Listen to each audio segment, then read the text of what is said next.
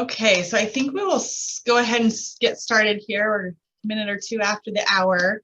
Wanted to thank everybody for joining us this morning. I know it's a tough time of year, so there'll probably be quite a few more people listening to the recorded session. But I think we have a really interesting topic today.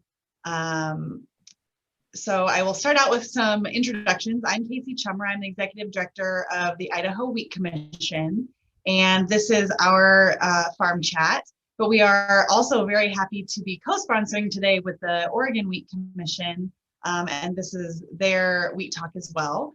So as I said, I think we have a really interesting topic. We hear a lot in the news about tariffs that can be trade barriers and a way that reduces our exports. A lot of times those come in the form of sanctions, which is why we hear about them in the news.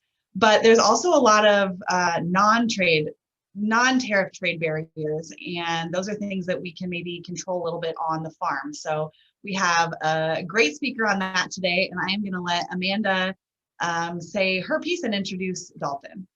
Great. Well, good morning. I am Amanda Hoey. I'm the CEO of the Oregon Wheat Growers League, and I am pleased to welcome our members today as well for the Oregon Wheat Talk as we join the Idaho Wheat Commission for their From the Field meeting. So the monthly Oregon Wheat Talk series is designed to provide our members with access to agency staff that's involved in programs directly affecting our farms and to resource professionals who can provide insights for Oregon's wheat producers. And since this month's talk occurs in the middle of harvest for many of our producers, it will be recorded and available on our website for future viewing.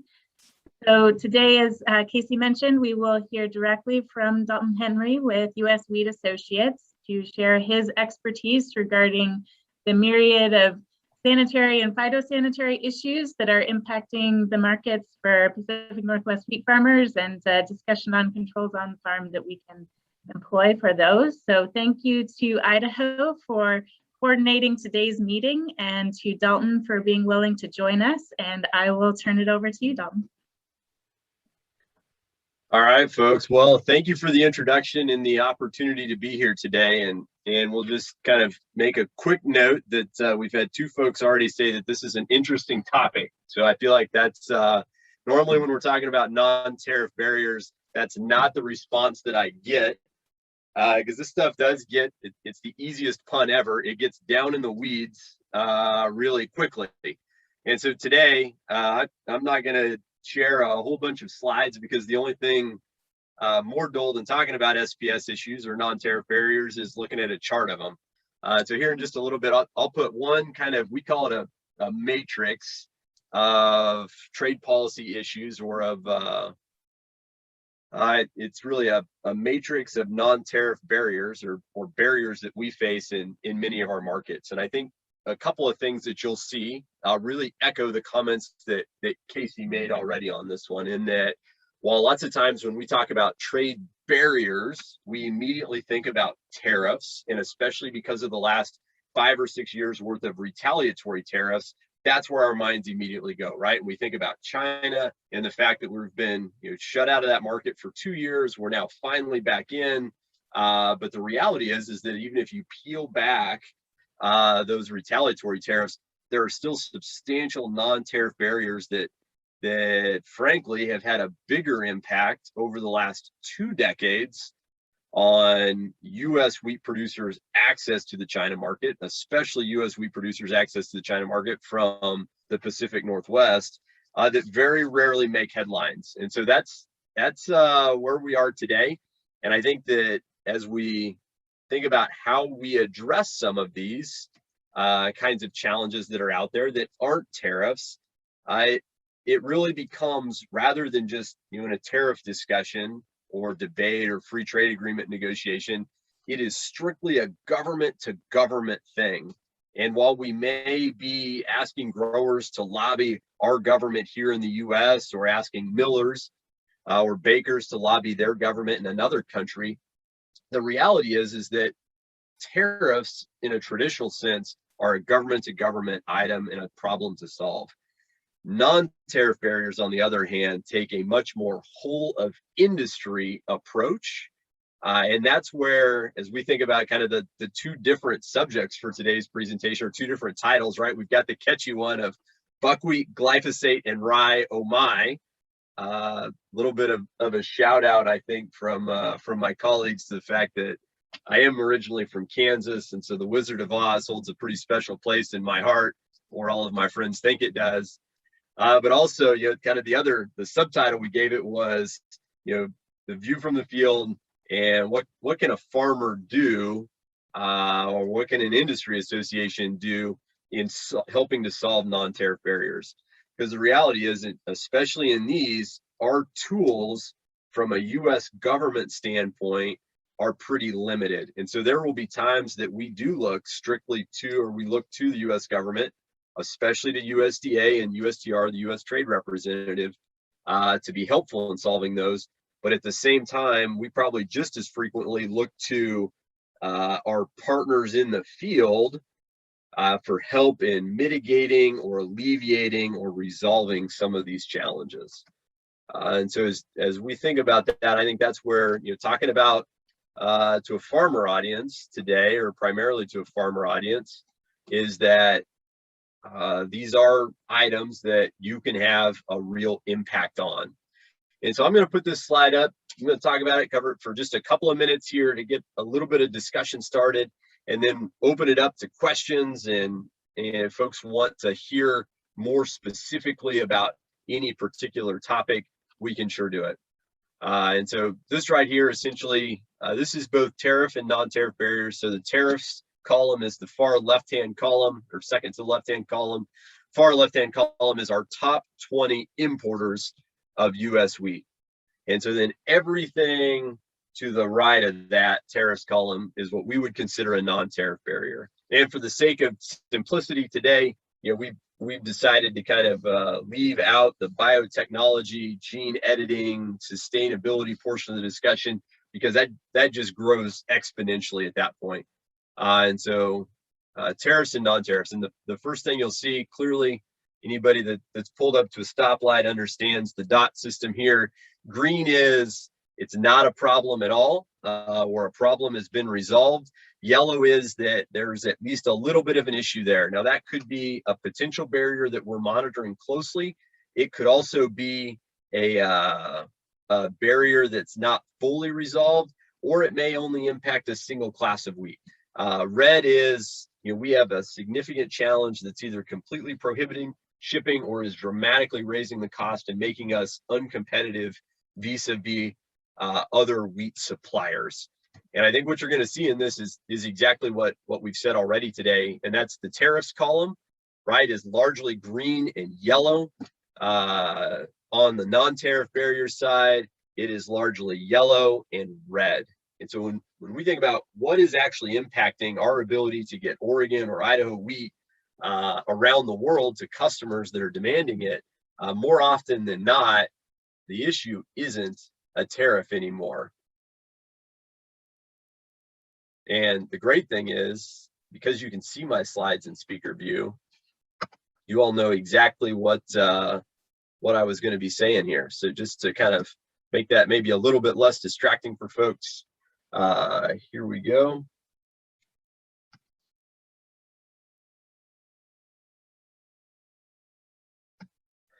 And so kind of walking through a couple of these real quick, right? We've got EU MOP tariffs. This is one of the only tariffs that is completely prohibitive for us in the top 20 importers anymore. It's, and that applies, so that allows essentially hard red spring and durum wheat into the European Union duty-free, but places a prohibitive tariff on all other classes. Moving kind of across the chart just to give a little bit of a sense of what else is out there in terms of what we consider a tariff or a non-tariff barrier. Import barriers, oftentimes customs, permits, or licenses. Brazil runs a merchant marine tax, which is essentially a 25% tax on freight on all U.S. wheat shipments headed to Brazil, but Argentina doesn't have to pay it because of a preferential trade agreement. So particularly with increased ocean freight costs, that that's a dramatic cost increase for U.S. wheat. Sliding across subsidies in many countries are also a pretty significant challenge, because what that does is, one, it either subsidizes competition in third country markets, or in many instances, such as is the case with China in particular, it increases domestic production of wheat, which offsets what would otherwise be U.S. wheat sales.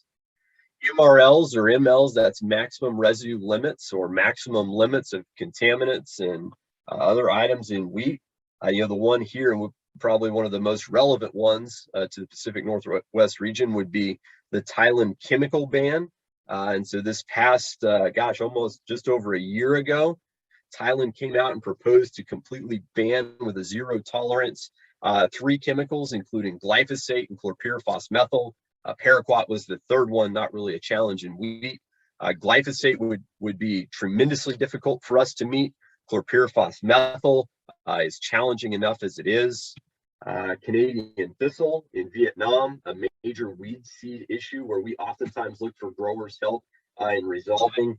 Also into Chile, we have a goat grass seed issue where mills are actually at times required to burn mill screenings rather than be able to pass those off as into animal feed. In Indonesia, we've had several challenges with all the Talisha species. So that's probably getting too far down in the weeds here, but essentially think bunt, and any trace or presence there has been cause for concern in receiving shipments. And then finally, we have several countries that present a little bit of a dawn issue. And so, I'll take those arrows off just so folks can see the total scope of where some of those challenges are. But how we go about actually solving these is a really good question.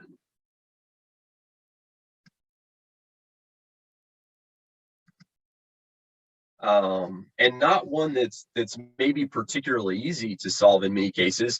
And where we're looking for grower help and feedback is oftentimes on that MRLs, weed seeds, smuts and spores, and mycotoxins columns. And so those are really the ones where, when we think about, yes, we ship wheat in 50, 60 thousand ton vessels, an individual producer is going to be one very small sublot of that. But at the same time, if a chemical would ever be misused or misapplied, it can create real challenges. So making sure that we're staying within label instructions is particularly key, because that's what we base the science of MRLs off of, right? Is that chemical companies do extensive testing, universities do extensive testing. We say, if applied according to labeled rates, and even at the maximum end of those labeled rates, what would we expect to see for residues, 3 months or 4 months or 5 months down the line? And when we go to argue with other countries about where an MRL may be too restrictive, that's the science that we have to point to. And so that's why those labeled instructions are in many times so important. And that's going to apply when we think about adjacent fields, particularly with the technology for folks to really dig down and say, we want to implement a zero tolerance policy. Their ability to test for that is much greater than our ability to remove it from the system once it's in there already. And so that gets particularly challenging. Moving on, kind of in that weed seeds category, and a couple here that are particularly relevant.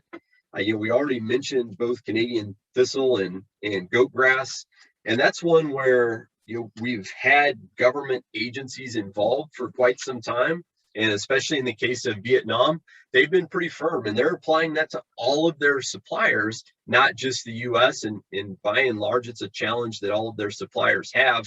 The Canadians are still almost completely shut out of the bulk wheat market into Vietnam.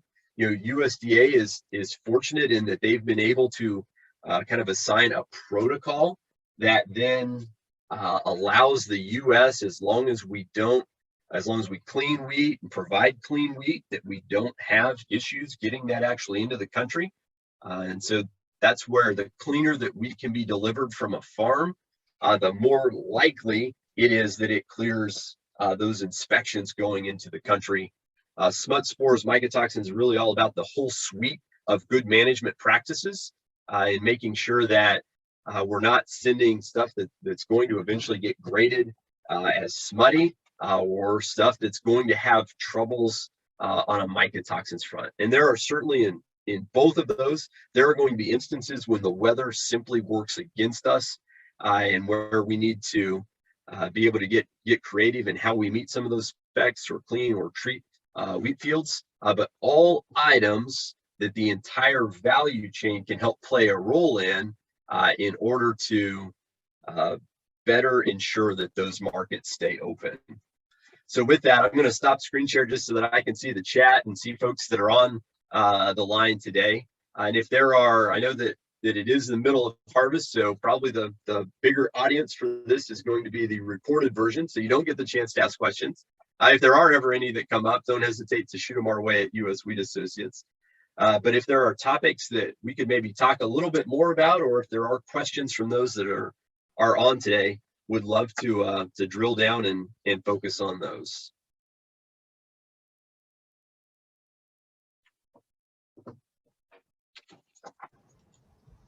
So I'm not seeing any questions in the chat yet, but Dalton, one question that I may ask. We recently had an issue come up where we were seeing rye or Italian rye included in some cover crop mixes. And we know that maybe that hasn't risen to the level yet as an official non-tariff trade barrier, but that we do have some very important customers who are very sensitive to that. So maybe if you have any advice as to what we as a regional industry can do if we see something like that. Yeah, it's a good question, and I think it's probably also it's the appropriate time to be addressing it and to be talking about it, right? Because once it's risen to the level where a country or a buyer or mill group wants to raise it, and we get government agencies involved and we start talking about bigger limits and all these things, right? Then it's pretty tough to walk it back from that point. And so that's where having good stewardship today can oftentimes head off a lot of these before folks really get entrenched in it. I kind of look at the rye example a little bit in a similar light to buckwheat challenge that we have had on and off over the last decade with a particularly important customer. And in that case, it's actually an allergy issue on the buckwheat side, and it really demands very, very tight specifications on that. But the underlying source was the same. It was being used in cover crops. And right, as we think about the evolution of cover crops being grown on a widespread scale, that's really come about just in the last decade or two. And so these are relatively new issues that we're learning to deal with on the trade side. And how do we talk to customers about it? How do we talk to customers about contract specifications that are going to ensure they're not getting stuff in wheat that they're not looking for? And how does the grain handling industry learn how to clean and handle for those things? And then also growers, right, as we start using a more and more diverse set of species in cover crops because they've seen the benefits of several of those species, how do we make sure that they are dead and gone and not going to come back and show up in a wheat field? And especially in the case of rye, where they're both cereal grains and somewhat similar in size and you're actually fairly closely related, you've got a real potential issue there. So I think part of it is smart cover crop selection in terms of thinking about what can be easily controlled and what's not going to present problems down the line. And then that whole suite of just agronomic best management practices that we rely on our growers to do, and especially as we add new technologies and new practices like the more extensive cover cropping, watching those and making sure that it's not becoming a big issue is going to be particularly important. Great, thank you. And then maybe a very hot topic, glyphosate, Roundup, obviously. A very important tool that our growers have, and kind of increasingly threatened maybe. And so if you could talk a little bit about how serious you think that threat is and the future of our use of it. For sure. And that is a hot topic. We could probably dedicate or could have dedicated the whole session just to that one. And we come at it from a couple of different angles, right? I think that everyone is watching, in terms of what's the future of it, everyone is largely watching the European Union and saying, right, glyphosate is up for renewal there in the next couple of years. The last time they only got a 5-year renewal of the chemical rather than the normal 10, largely because there was some concern among European governments, and that was right in the middle of the glyphosate lawsuits in the United States. And so I think that from a trade standpoint, a lot of countries are watching the European Union, because what we see, even in a lot of our markets that are outside the EU, particularly in Southeast Asia, is that many of those food companies will follow what the European Union does, because they want to be able to export finished product into many of those countries. And so that becomes really challenging. So if we see the EU ban the chemical outright or ban it domestically, they would still need to consider putting in an import tolerance, which would allow, some relatively minor level of residue to be found on imported grains. According to the WTO rules, they can't just ban it because they don't like it. They're going to have to provide sound science as to why it is, why that action would need to be taken. And I think at this point, they're probably not at that point. So I think there are a lot of questions about what its future is. But in terms of U.S. wheat production, when we look at the percentage of wheat acres that are in some type of a minimum till or no-till scenario, and we always talk about, when we get questions on sustainability, we talk about the importance and the value of minimum tillage, especially in particular regions. And a key part of what allows that system to happen, as we all know, is chemical weed control, and especially the use of Roundup or glyphosate. And to be able to think about how we get to a situation where we can no longer use it at all, and what those other spillover effects are, I think that's particularly concerning for us. And that's why we spend such a significant amount of time when a country does come in with either a ban or a reduced MRL to talk about the chemical companies and the scientists at USDA and USTR talk about the safety of the products and how the EPA and FDA look at these things, and the importance of using standardized MRLs. And then 2, we like to talk to customers about the benefits of allowing farmers to use products that are appropriate, because whether it's glyphosate that enables no-till, or it's a stored grain insecticide that allows us to deliver bug-free and undamaged wheat, those are all products that are part of how we produce the world's highest quality wheat here in the US, and all tools in the toolbox that our growers need. And so I think it's a good question, on that one specifically, and it is one that has gotten a lot more focus. But so far, we really haven't seen that large country or large buyer come in and say, no glyphosate, zero tolerance, and stick with it. We've had several that have come in and said it, and then where they usually get the pushback is domestic farm groups, because they realize that there's not an easy replacement for that product, and many of the products that they may choose to replace it with may not have the long history of use that glyphosate has had. So probably one that we'll be talking more about here in the coming times.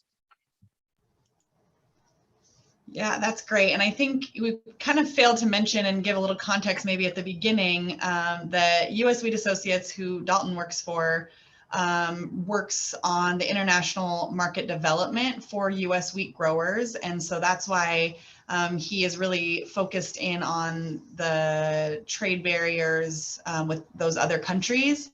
And he works very closely with the US trade representative, and then also foreign governments and our overseas US wheat offices to kind of work on these things directly with those end users and the buyers of US wheat. So maybe that gives a little bit more context. I apologize for not saying that earlier.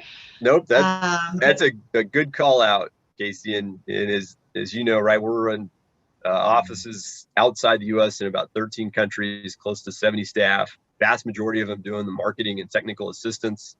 But there are two of us. We're a small department, but we spend all of our time on these specific issues because we have seen the size of impact that they can have on our ability to provide wheat to customers that are looking for it. great. Okay, I see a couple more questions here in the chat. So one is, do you foresee trade getting easier or harder for farmers in the future? I don't know that it's ever been easy, and so that'll be my cheap dodge of trying to make a firm prediction about easier or harder. Is I think that anytime you're talking about bulking up the size of lot of wheat to be able to ship, on a full vessel size to overseas customers, it's never been easy, right? I think the problems are different, and they are maybe a little bit tougher to wrap our heads around just because many of them are newer to us, right? So pre-WTO, back in the early 90s, right, we didn't have standardized tariffs. You didn't have a single place you could go and look up what a country's posted tariff rate or schedule was. And so I think that was a particularly large challenge then.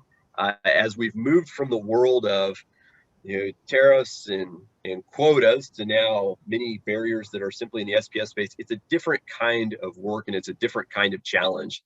And it's probably one that the difference will be is that an individual producer can probably have a bigger impact on whether or not we have challenges or not going forward. And that's where the importance of individual producer decisions is so important. I think on the flip side, and why I don't necessarily think it's going to get dramatically harder, is that it's still a hungry world. It's easy for us to forget that at times when our issues of food hunger and insecurity in the U.S. are oftentimes largely abilities or largely challenges of distribution or ability to afford foods and healthy foods. In the rest of the world, that's not necessarily the case. And many of our customers, even if you looked at that top 20 list, are still countries where calories is the largest demand beyond anything else.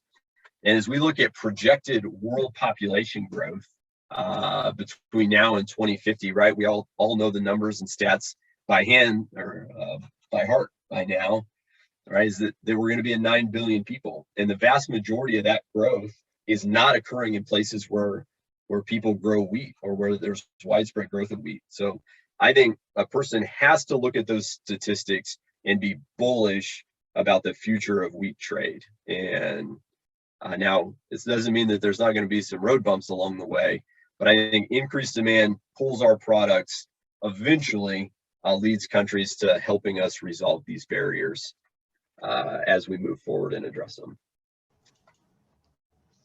That's great. And definitely our ability to test to smaller levels has gotten better, which causes probably a lot more headaches for us than we'd like to admit.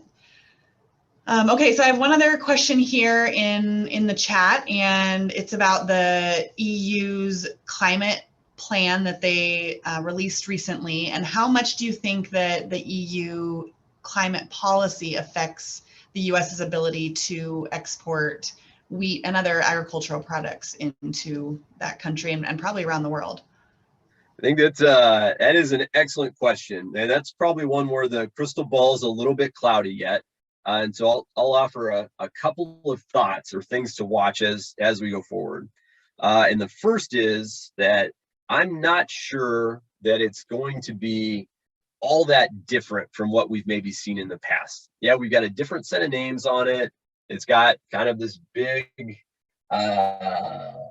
more of a cross-government approach, but we have always seen the EU being a problem in regulating how commodities are produced in other countries, right? It was one of the very first disputes at the WTO after the WTO was formed was whether or not hormones could be used in beef production, right? And the EU eventually lost that case. 20 ish years later, we're still litigating that and still trying to come up with a good compliance plan that does allow access to that technology. And we could give a dozen other examples.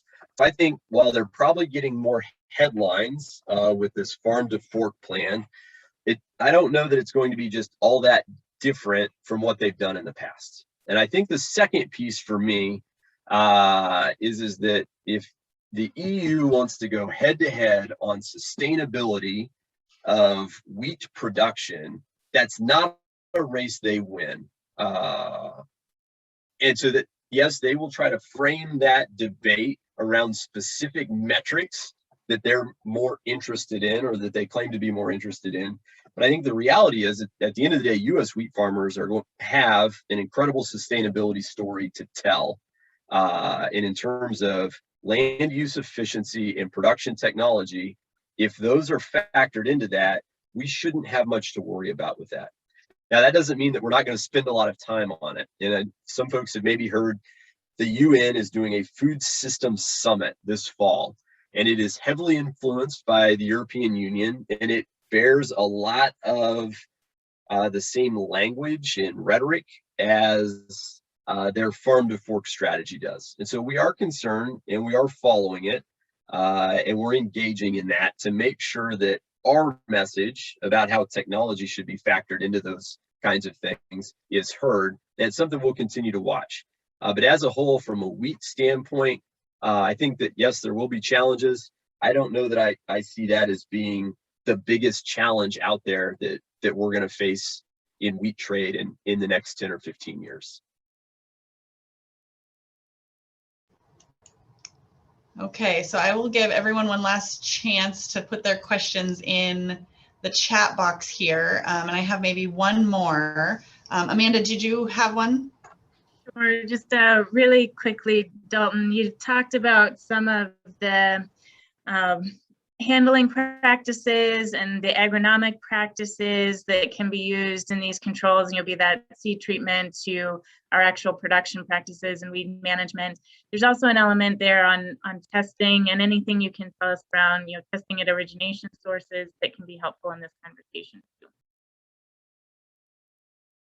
Testing's a big topic, right? And mostly because testing at origination points is challenging because there's so much blending and mingling that goes on before it gets to an export facility. And so I think as we think about testing protocols, and two, you've got to recognize that cost is always a major challenge in that one, right? And so Korea is a good example of a country that tests every lot, right? They're testing for more than 500 chemicals now. Now the good news is they never find anything interesting, and that is a huge success story and a testament to the ability of U.S. farmers to put good agronomic practices in place and deliver a safe and wholesome product. And so it's predictable, but it is expensive. And so when we think about testing and expanding that, I think we want to do it in such a way that it's going to be both meaningful and representative of that commodity as it actually makes its way to a vessel. And so because unless we're talking about a country with a true zero tolerance on a specific chemical or on a specific product, testing at that local level is probably not going to be just all that necessary. But at the same time, knowing what you have or what you can expect at an export facility or off a bulk vessel is really important. And that's a key part of how exporters manage risk. That's a process and an effort that we have been involved in conjunction with USDA and with grain handlers for quite some time, just to better understand what is out there. And USDA and FDA both do regular monitoring. In many instances, that data, though it's only conducted every 3 or 5 or 7 years, is oftentimes sufficient when a customer has a concern. Will we find X? And we're able to go to the FDA monitoring and say, the FDA never found it, even if that was a couple of years old, because many times those chemicals don't change much. So I think the key is putting testing regimes into place in a thoughtful manner and in a way that they are trade facilitative rather than just adding costs to handlers, because at the end of the day, those costs just get passed on to growers in the form of lower prices. Okay, it looks like we saved the easiest question for last here, Dalton. What would you say are the biggest barriers you see coming in the next 10 to 15 years? That, as I let the words and this is out being of recorded, my mouth, so be careful what you say. Yeah. I let the words out of my mouth about the EU not being our biggest challenge. I knew that Matthew was too sharp to let that one go. So I appreciate that you're on your A game today. I think the biggest barrier that we've got is the lack of understanding of science among consuming populations and among importing agencies. And at some point, we're going to have to square all of the things that consumers are demanding from U.S. growers and from corporate food companies with the reality of how products are traded and handled. Because if you want to make demands about sustainability of production, you've got to allow farmers access to the best technology that's out there. And that's going to involve a host of things that other consumer and interest groups want to ban or regulate as well. And so how we square those things when everyone is too willing to dismiss science or too willing to dismiss international standards is going to be a real challenge. And it's going to come to a head at some point. It may be that I have to already go back and take back my comment about the EU, because if they go back and they want to try to ban or go through that ban on a product like glyphosate and not create an import tolerance, it would seem to suggest that the science isn't there. Codex, right, the international standard setting body for MRLs, has said that up to 30 ppm is the limit that we should have it set at. That's where the US is.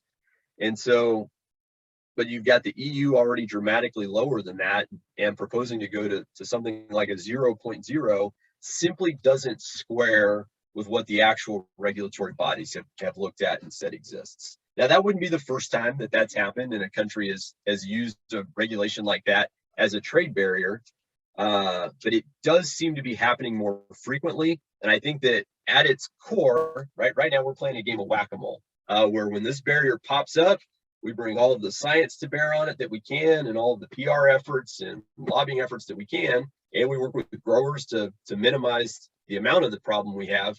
But at the same time, at some point, that game of whack-a-mole is going to become too much, and we're going to have to address the underlying problem, which is that the existing WTO agreements on sanitary and phytosanitary measures are probably not adequate for the world that we are in or that we are entering.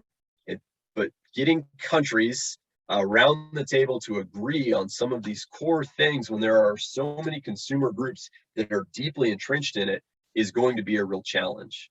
And I'm not quite sure that we're at the point of being able to solve that yet, but it is a challenge that we prepare for and work on a regular basis. So excellent question. Glad to have the chance to try to stumble my way through that one.